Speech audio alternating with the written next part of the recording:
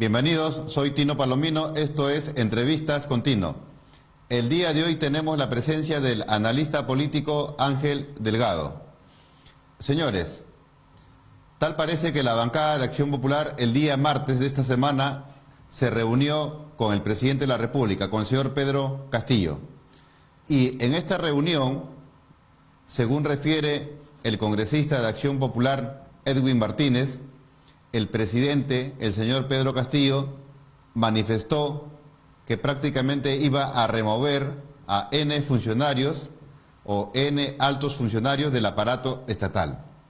Y entre estas personas mencionó que estaba en evaluación también la persona de Julio Velarde, a la sazón presidente del Banco Central de Reserva de nuestro país. Y el congresista manifestó su rechazo a lo que le había manifestado el señor Pedro Castillo, de que a esta situación de incertidumbre en la cual nos encontramos, sacar a Julio Velarde prácticamente es agudizar la crisis económica. Señores, el señor Castillo en campaña electoral manifestó N veces que iba a mantener al señor Julio Velarde al frente del BCR. Eso lo dijo N veces, pero tal parece que solamente lo dijo con la finalidad de captar votos para poder ganar las elecciones. Porque hoy está pretendiendo evaluar al señor Julio Velarde respecto de su presencia al frente del BCR. Este señor, que cuando era profesor se negaba a ser evaluado y que fue incluso hasta jalado. Ahora él está evaluando al señor Julio Velarde. Señor Castillo, usted prometió que iba a mantener al señor Julio Velarde al frente del BCR. Esta institución, señores, ha sabido manejar la estabilidad monetaria en nuestro país. Y uno de los artífices de eso es él.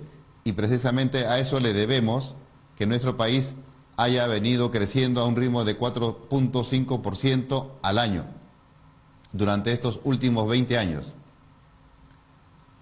Una persona con las calidades que tiene el señor Julio Velarde podrá tener sus defectos, pero en esencia, respecto de su trabajo al frente del BCR, lo ha venido haciendo bien y por lo tanto merece continuar en ese puesto. Y es más, sacarlo a él significaría pues ahondar más la crisis económica en nuestro país. Viene la gran pregunta. Lo sacan al señor Velarde y ¿a quién pondrían? Ya hemos visto cómo el señor Pedro Castillo ha llenado los ministerios de personas que no dan la talla. Y es por eso que también el defensor del pueblo, el señor Gutiérrez, ha sustentado el día de ayer ante el Congreso que todas aquellas personas que van a ocupar el cargo de ministro deben de reunir ciertos requisitos. Es decir, que si bien es cierto que eso es potestad del presidente de la República, pero que eso no esté pues a su libre albedrío, que no va a poner de ministro a tal o cual persona que no cumple con ciertos requisitos. Entonces, el señor Pedro Castillo ha demostrado que en el ejercicio de la presidencia de la República tampoco da la talla. Ha puesto pues como ministros a personas que tienen un pasado, cuando ahí debería de poner a personas sumamente competentes, que no tengan pues antecedentes de terrorismo, que no tengan antecedentes de narcotráfico, que sean personas que tengan una conducta moral intachable. Sin embargo, el señor Castillo no ha podido cumplir. Ahora imagínense, el señor Castillo tiene la potestad como presidente de la República de poner a 4 directores de los 7 que componen el directorio del BCR, entre ellos al presidente del BCR. Y sin embargo, él que nos había prometido que el señor Julio Velarde iba a seguir al frente, ahora prácticamente da marcha atrás, y esa es la gran pregunta. ¿A quién va a poner al frente del BCR? Una persona como Castillo que promete una cosa y después no cumple con eso, ¿va a generar confianza en los agentes económicos de nuestro país? ¿Va a generar confianza en la población?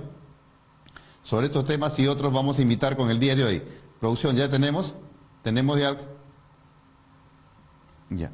Entonces, este es un tema sumamente trascendente para los destinos de nuestro país. Todos queremos salir de la crisis sanitaria, todos queremos salir de la crisis económica, y para ello no podemos poner a personas improvisadas al frente del aparato estatal.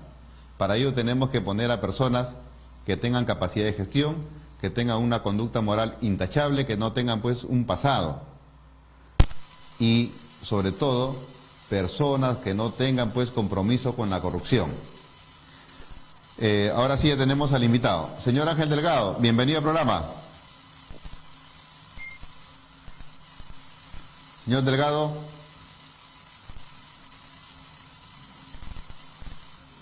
Señor Delgado, ¿me escucha? Sí, le escucho bien, le escucho bien. ¿Cómo está? Un poquito lejano, pero le escucho. Ya. Tal parece que la bancada de Acción Popular se reunió el día martes con el presidente de la República. Y ahí el señor Aló, Castillo... lo estoy escuchando, pero un poco lejano, ¿ah? ¿Ahí me escucha? ¿Me escucha mejor? Sí, sí lo escucho, sí lo escucho, sí lo escucho. Ya, le estaba preguntando respecto de la reunión de Acción Popular, la bancada, con el señor Pedro Castillo, en la cual Castillo manifestó que prácticamente el señor Julio Velarde no va a seguir al frente del BCR, es lo que él deslizó. ¿Qué opina al respecto?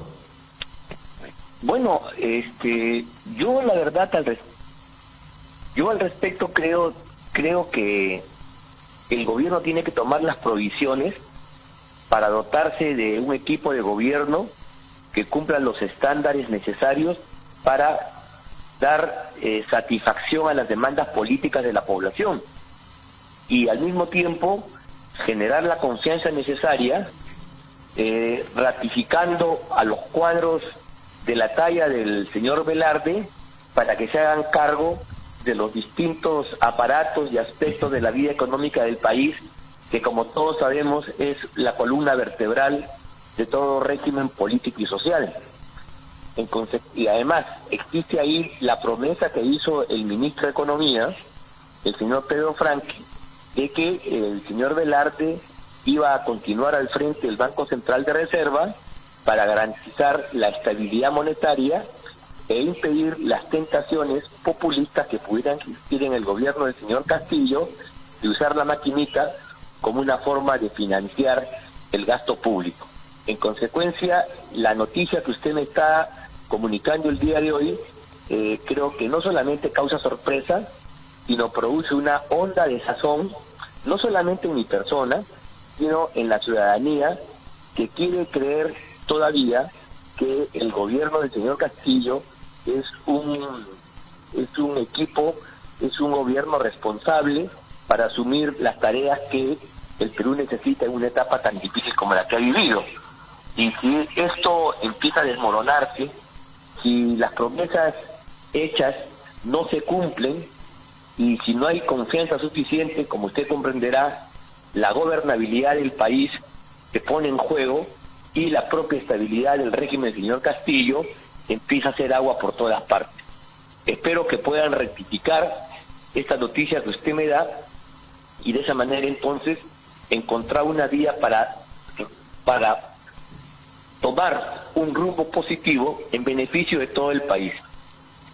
Sí, esta noticia la ha soltado el señor Edwin Martínez, quien pertenece al partido político Acción Popular, y esto dice que se dio el día martes en Palacio de Gobierno, que cuando su bancada se reunió con él. Hay una reunión privada, pero yo creo que eso debe oficializarse cuanto antes y no debe pasar del rumor, porque creo que ese tipo de rumores son corrosivos, generan desconfianza en la opinión pública y no ayudan pues a que la economía se estabilice, porque anuncios de esa naturaleza simplemente van a provocar vacíos, desazones, problemas, y creo que eso tiene que el gobierno tiene que evitar. Cualquier gobierno tiene que evitar, y sobre todo un gobierno tan precario como el del señor Pedro Castillo tiene que evitar. Espero que lo puedan corregir en el corto plazo. Sí, asimismo dice que el presidente manifestó de que iban a remover a algunos ministros, ¿no? Y iban a poner a otras personas para darle más confianza a nuestro país. Eso sí me parece correcto. Eso es algo que debió hacer desde hace mucho tiempo. Este ha sido un pedido inclusive que se formuló por varias fuerzas políticas que conversaron con el premier Bellido, inclusive para darle la confianza. No fue así, el señor Bellido fue con su gabinete casi íntegro, salvo la renuncia forzada del canciller de la República, el señor Héctor Béjar. El canciller, salvo la caída del canciller, lo demás se mantuvo en lo fundamental. Sin embargo, ve usted, el gabinete obtuvo la confianza mayoritaria del Congreso de la República y en consecuencia debía ingresar a una etapa en la cual, con el sosiego correspondiente, la prudencia y la inteligencia que hay que tener para manejar las cosas de naturaleza pública, hacer los cambios, las enmiendas, los ajustes, para que los equipos del gobierno puedan funcionar en los distintos aspectos y ramos de la actividad pública. Pero sin embargo ha pasado ya 2 semanas y en lugar de eso hemos visto escándalos y problemas, especialmente una disputa al interior del equipo de gobierno por la permanencia o no del ministro de Trabajo, el señor Iber Maraví, que incluso el señor Bellido, anunció su renuncia, que mereció además un Twitter de salud y felicitación por parte del secretario general de Perú Libre, el señor Terrón, pero que el señor ministro de Trabajo dijo simplemente: yo no renuncio, pongo mi puesto en manos del presidente, y pasada una semana no se ha producido la vacancia del cargo, se ha mantenido en él, parece que ha sido ratificado y en consecuencia ha dejado en muy mal pie, ni más ni menos que al señor Bellido, presidente del Consejo de Ministros, su jefe inmediato.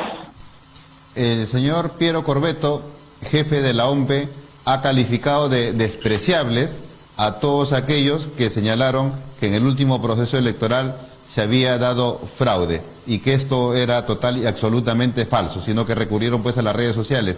Y esto es como que han seguido el ejemplo de Donald Trump en Estados Unidos, y que esto va a ser algo que se va a dar siempre en nuestro país. Ve usted, el señor Corvetto tuvo la oportunidad de hacer un desmentido oficial a todas aquellas voces que tenían reparos en el proceso electoral como se venía llevando a cabo, simplemente poniendo a disposición de los partidos políticos la planilla de votantes que habían acudido ese día de las elecciones a expresar su voto. Ustedes recordarán de que todos, al momento, además de emitir el voto, la célula de votación, firmamos un documento donde aparece nuestro nombre, nuestro DNI, imprimimos una huella y esa es la constancia de que se ha votado. Y ese documento, que no es un documento secreto, que no tiene ningún tipo de información pública especial, si hubiera puesto a conocimiento la especie de aquellos que decían de que había votado un número superior al número de los que realmente asistieron en diferentes mesas, hubiera caído por los suelos, y hoy día tendríamos una confianza en el jurado de elecciones, en el sistema electoral, en la OMPE, cosa que no se tiene. El señor jefe de la OMPE es responsable de las sombras que se han generado en torno al proceso electoral, y por esa razón él debería dimitir de su cargo, porque no está a la altura de la confianza ciudadana. Ese señor no puede permanecer al frente ni llevar a cabo las elecciones programadas para el próximo año de naturaleza regional y municipal. El contralor Nelson Schack ha señalado que el presidente de la República, Pedro Castillo, tiene problemas de desinformación. Todos sabemos pues que en ese mensaje raudo, rápido, el presidente ha dicho de que va a crear un organismo supervisor respecto del gasto de los 3 niveles de gobierno, local, regional y central. ¿Qué opina al respecto? Bueno, yo creo que hay que ver el documento para tener un juicio final. Creo que el presidente de la República, como representante del país, de la nación y elegido por los peruanos, tiene el derecho de hacer los cambios y planteamientos. y no va a ser un funcionario, ningún burócrata que le va a decir no. Pero para poder tener un juicio no podemos anticiparnos, sino tenemos que ver cuál es la propuesta en blanco y negro que plantea el presidente de la República, en qué consiste ese organismo, para ver si es compatible o no con los sistemas de control, si es una instancia superior a la Contraloría, o finalmente para qué va a servir. Pero eso no se puede hacer un juicio a priori sin tener conocimiento de un texto escrito, y creo yo que la tarea de juzgar eso le corresponde a la ciudadanía, a sus representantes, pero no a los burócratas que han sido puestos ahí para que se desempeñen y manejen el cargo. Los burócratas no son dueños de las instituciones y por lo tanto ellos no tienen ningún derecho, ninguna facultad para impedir que las autoridades políticas que vienen del voto popular puedan plantear los cambios, los ajustes, las medidas de modificación legislativa que consideren conveniente. Esa es parte del sistema democrático y eso es algo que no hay que olvidar. Los burócratas, los funcionarios, están al servicio de la nación y la nación se gobierna a través de representantes elegidos por el voto popular. Y punto. La Comisión de Constitución prácticamente le ha puesto unos candados a la cuestión de confianza. ¿Qué opina al respecto? Bueno, yo estoy de acuerdo, porque la cuestión de confianza no puede ser pues un arma arrojadiza, una suerte de chaveta que el presidente de la República pone en el cuello del Congreso para amenazarlo y amedrentarlo y conseguir que el Congreso se vuelva un ente sumiso, como lo hizo el lagarto Vizcarra.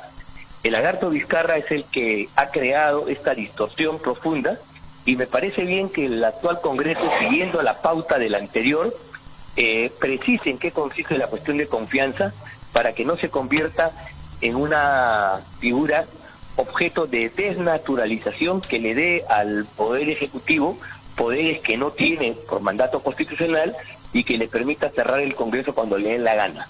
Creo que es importante que ahí se ponga una cortapisa, y si eso es así, enhorabuena. Además, yo quiero decir lo siguiente, que esto recién se va a debatir el día de mañana en el Pleno del Congreso de la República. Lo que tenemos es un proyecto votado en mayoría por la Comisión de Constitución, pero que ese proyecto va a ser objeto de deliberación, presentación y debate, y finalmente se aprobará y sabremos si se convierte en ley o no luego del debate en el Pleno del Congreso. Al menos son dos los candaditos, ¿no? Uno, respecto que no procede la cuestión de confianza respecto de la reforma de la Constitución, y tampoco procede la cuestión de confianza respecto de funciones que son inherentes al Congreso de la República. Pero eso es obvio, pues. Le voy a decir por qué. Porque ningún organismo puede hacer cuestiones de confianza y medidas extraordinarias sobre atribuciones que no posee. Por ejemplo, el Poder Ejecutivo del Gobierno no podría hacer cuestión de confianza para que la Corte Suprema de la República, el Poder Judicial, saque una sentencia en un sentido o en otro. Como tampoco puede meterse en los fueros del Congreso. El Congreso tampoco puede decirle al presidente de la República que nombre a tal u otro funcionario, cuando eso es una competencia del presidente. O sea, parte del respeto a la Constitución y a las reglas democráticas es entender que los distintos poderes y organismos del Estado tienen funciones distintas, que se complementan y se fiscalizan mutuamente, y que es un gravísimo error pretender usar este mecanismo especial, extraordinario de la cuestión de confianza para decirle al Congreso las cosas que le corresponden al Congreso hacer. Creo que eso es muy importante. Y los temas de reforma constitucional, ya que usted lo ha mencionado, es una atribución exclusiva del Congreso de la República, de conformidad con el artículo 206 de la Constitución. El presidente de la República ni siquiera puede observar la ley de reforma que el Congreso ha aprobado. Por lo tanto, menos puede un presidente del Consejo de Ministros, que está por debajo del presidente de la República, hacer cuestión de confianza sobre temas que tengan que ver con asuntos o reformas constitucionales.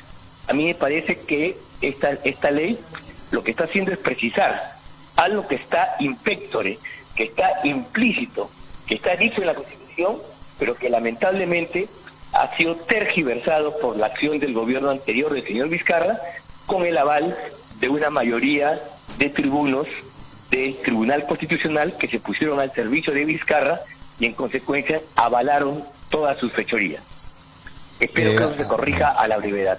Hablando del señor presidente del Consejo de Ministros, el señor Bellido, quien cuando fue entrevistado por la prensa le dijo incluso un poco así cachoso, ¿no?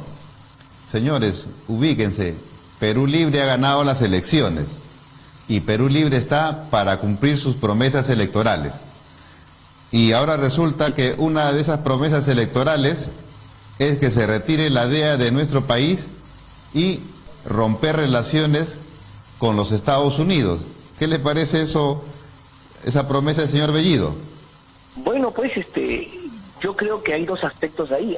Hay una cosa que es cierta, que en un Estado democrático, en un país democrático, la gente elige a sus gobernantes y lo hace en función a los programas y propuestas que cada candidato planteen.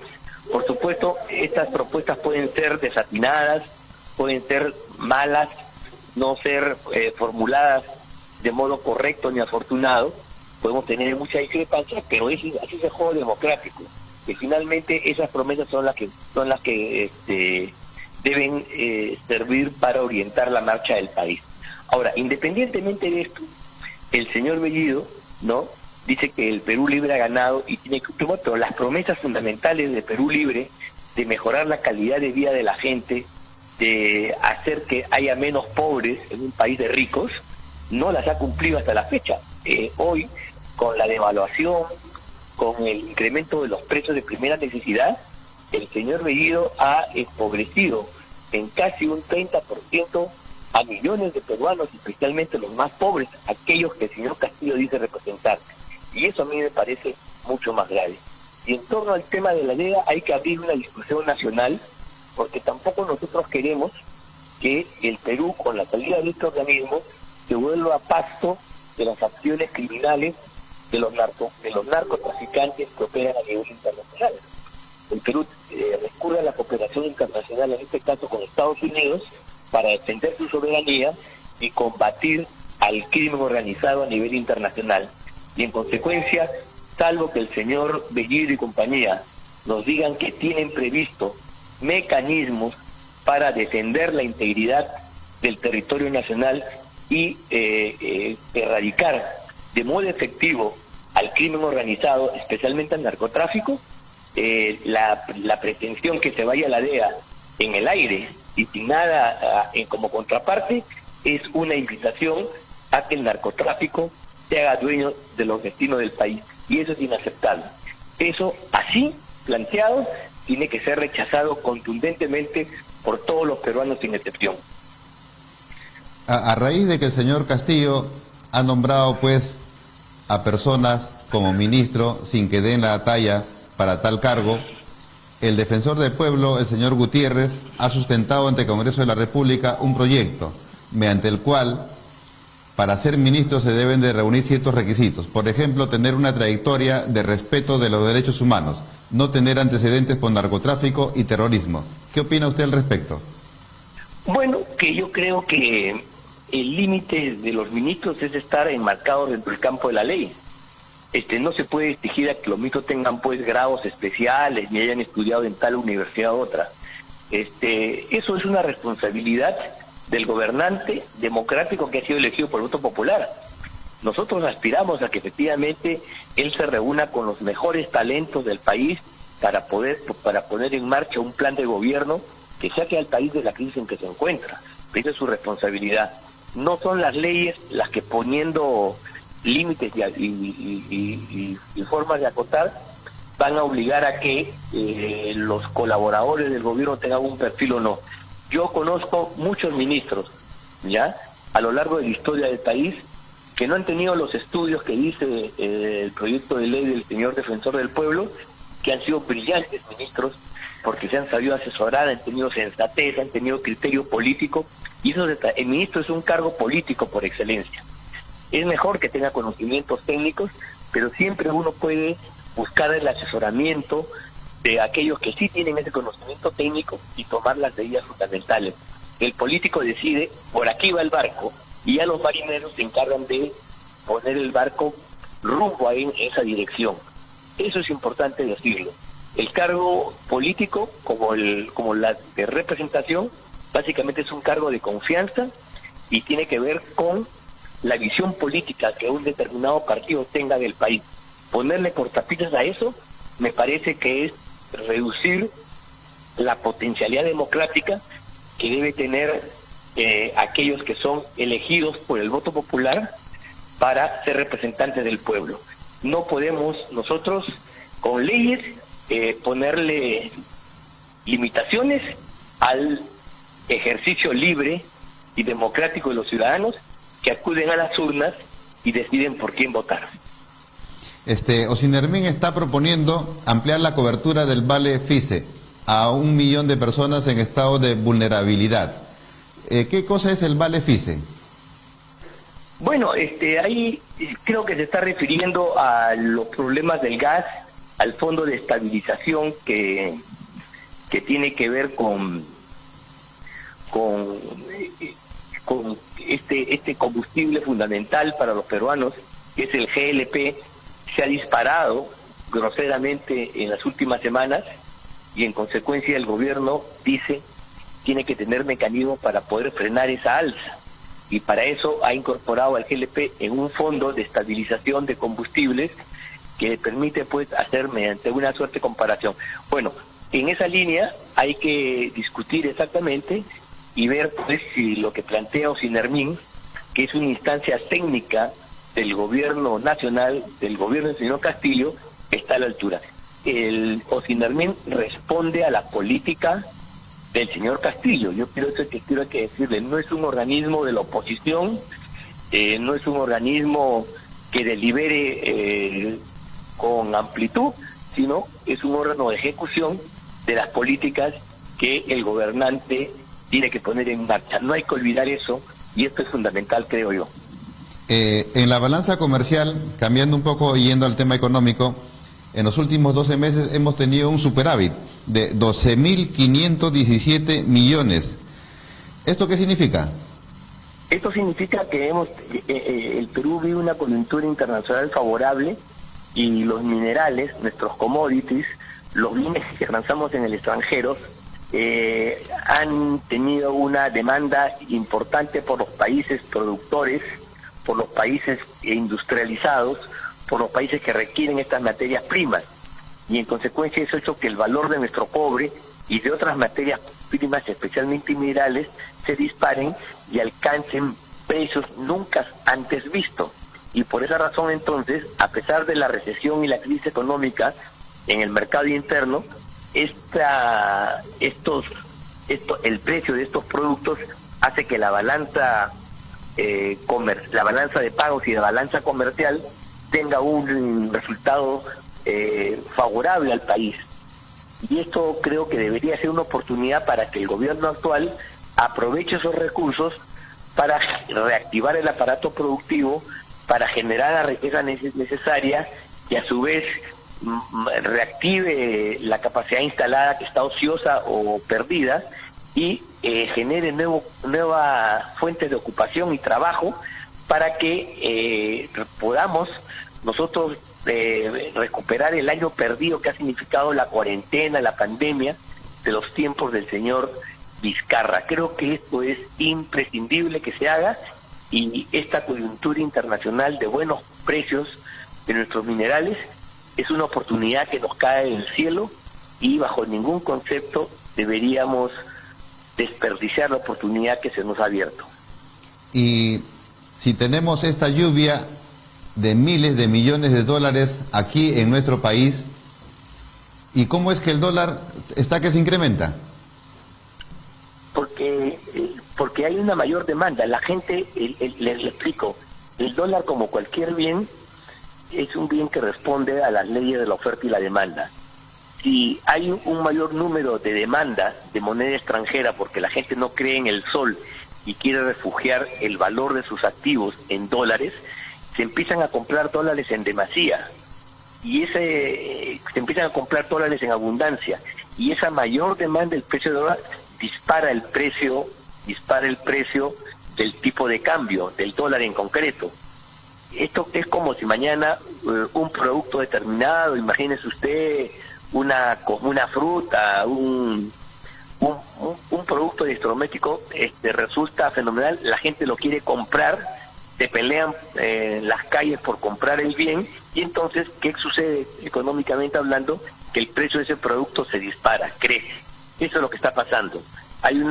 Como hay una desconfianza en la política del gobierno, por esa razón entonces es que los actores económicos o sacan su dinero y lo llevan al extranjero, en lo que se conoce con el nombre de fuga de capitales, o por el contrario atesoran valor comprando moneda extranjera en un número mayor, en un volumen mayor de lo que se venía comprando regularmente, y eso hace entonces que el tipo de cambio, que se había mantenido estable durante muchos años, hoy se haya quebrado y el precio del dólar esté pues más allá de los 4 soles, ¿no?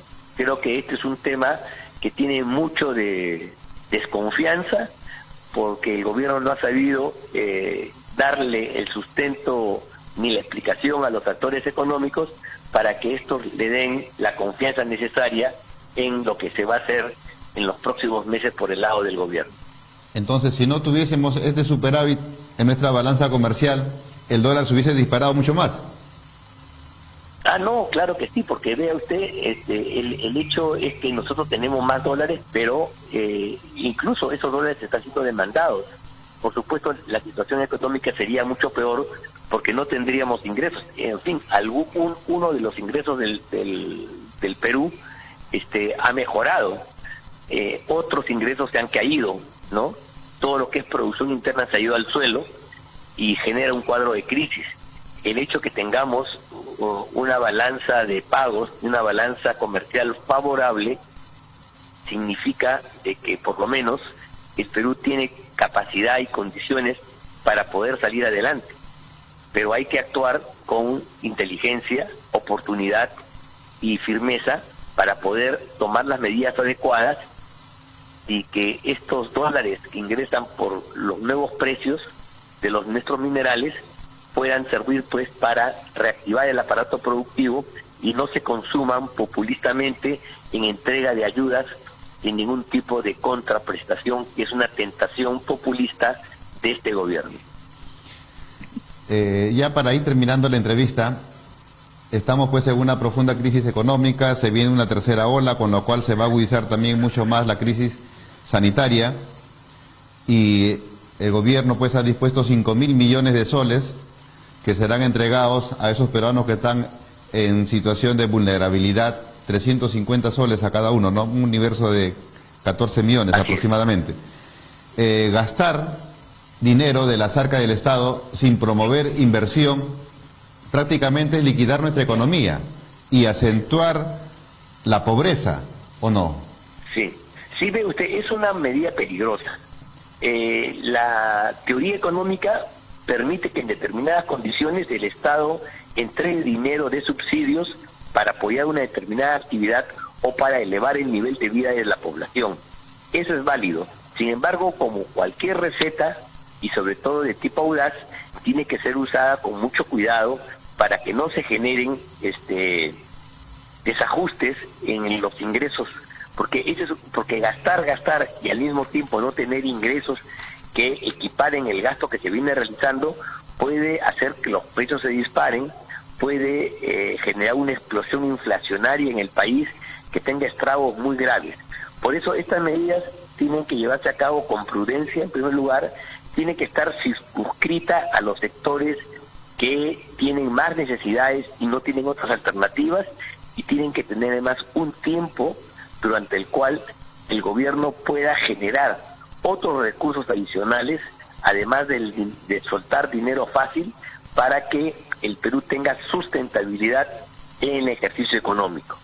Si esto no se produce, si alguien pretende que estos subsidios van a darse para siempre, para toda la vida, que no tienen fecha final, simplemente se está equivocando de cabo a rabo y estamos abriendo las compuertas para una tragedia gigantesca que puede asfixiar, ahogar y liquidar a todo el país. Señor Ángel Delgado, le agradecemos su participación. Muchas gracias. Muchas gracias a usted y hasta cualquier momento.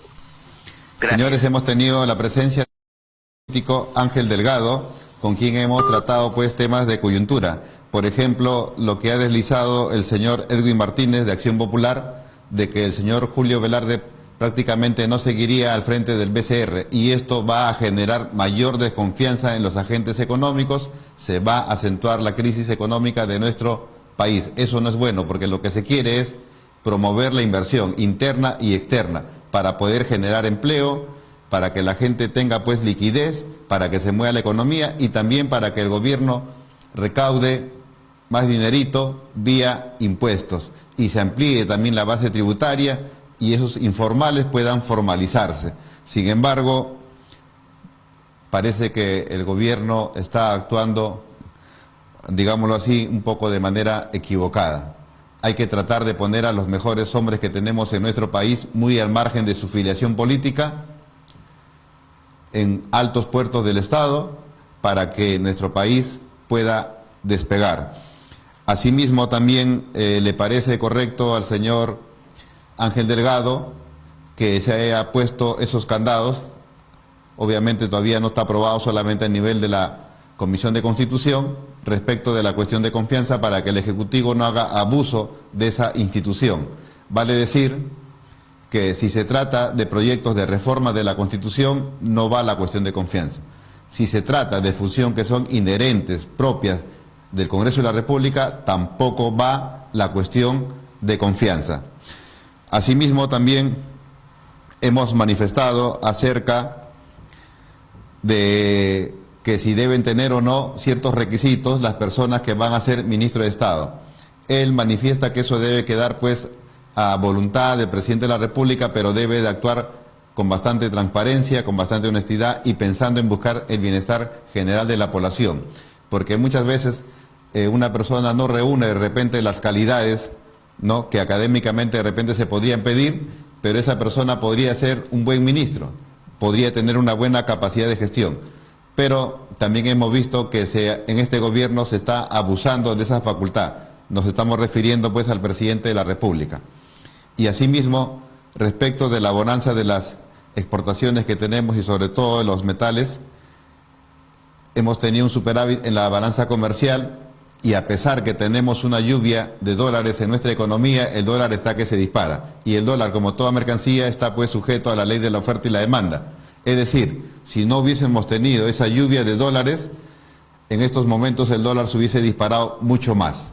Y si el dólar ahora está disparado, más que todo es por la desconfianza de los agentes económicos. Si se le da la confianza, no hay fuga de capitales, la gente no guarda su dinerito en dólares, abunda el dólar y el precio del dólar baja y por ende nuestra economía se beneficia.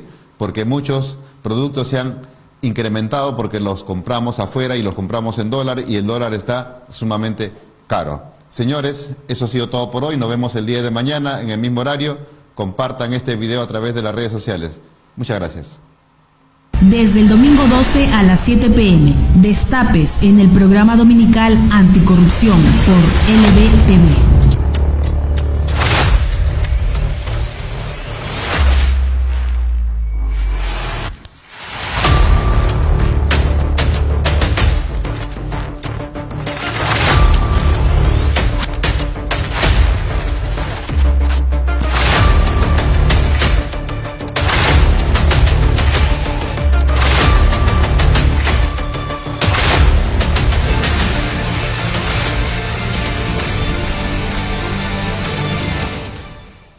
Desde el domingo 12 a las 7 p.m. Destapes en el programa dominical Anticorrupción por LBTV.